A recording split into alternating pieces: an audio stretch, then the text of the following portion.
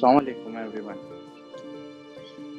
जब मैं यहाँ आया तो मुझे एहसास नहीं था कि कराची के अंदर इस तरीके से भी एक्टिंग सिखाई जाती है। यकीनन हमारे कराची के बहुत सारे लोग शौक रखते हैं कि एक्टिंग इस तरीके से भरपूर तरीके से सीखने के लिए। तो मैं आप लोगों को दावत दूंगा कि अगर आप लोग सीखना चाहते हैं और यकीनन तौर पर आप सीखना चाहते हैं प्रॉपर तरीके से, तो ये एक ऐसा इदारा है।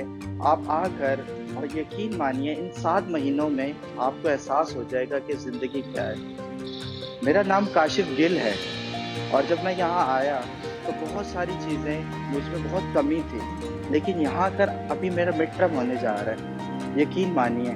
और इतनी इम्प्रूवमेंट क्या बताऊँ मैं आप लोगों को। तो मेरी आपसे रिक्वेस्ट है, अगर आप वाक़ई सीखना चाहते हैं एक्टिंग तो ज़रूर आइएगा।